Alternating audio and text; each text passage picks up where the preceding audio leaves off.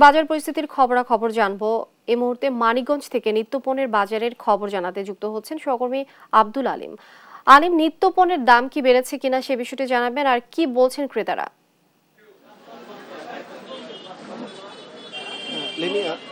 কিছুতেই যেন নিয়ন্ত্রণে আসছে না নিত্যপণ্যের বাজার। তো নিত্যপণ্যের বাজারের এই অস্থিরতায় কিন্তু অনেকটাই হিমশিম খেতে হচ্ছে নিম্নবিত্ত এবং মধ্যবিত্ত পরিবার সহ যে খেটে খাওয়া মানুষেরা। এবং তারা যেটি বলছেন যে এই আদা, রসুন, পেঁয়াজ, আলু সহ যে সবজি, মাছ, মাংস প্রায় সব কিছুরই দাম কিন্তু ঊর্ধ্বগতি, এবং এই ঊর্ধ্বগতিতে কিন্তু তারা অনেকটাই বিপাকে পড়েছেন। এবং আজ আলু 60 টাকা, পেঁয়াজ বিক্রি হচ্ছে 100 টাকা, আদা 280 টাকা, রসুন 260 টাকা।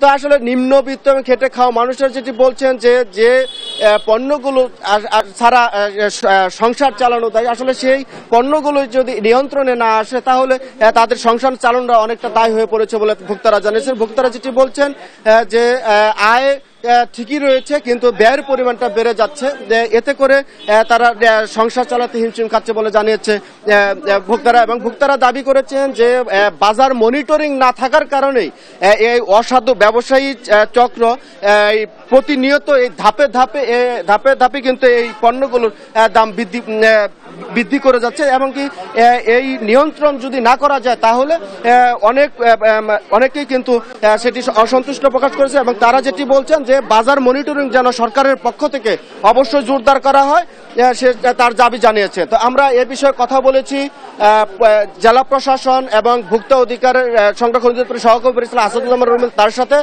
তিনি যেটি বলছেন যে বাজার নিয়ন্ত্রণে তারা চেষ্টা করে যাচ্ছেন এবং তারা অভিযান চালাচ্ছেন, কিন্তু ভোক্তা এবং ক্যাবের যে নেতারা রয়েছেন তারা যেটি বলছেন যে সরকারের পক্ষ থেকে যে অভিযান চালাচ্ছে এবং এটি একটি নগণ্য এবং দায় সারা অভিযান, যে কারণে এই অসাধু ব্যবসায়ীরা অতি মুনাফার লোভে কিন্তু তারা একটি এই দাম বৃদ্ধি করছে বলে তারা দাবি করছেন। এবং তারা বলছেন যে সরকারের পক্ষ থেকে যেন অবশ্যই যেন এই বাজার মনিটরিংটা জোরদার করেন, তার দাবি জানিয়েছেন।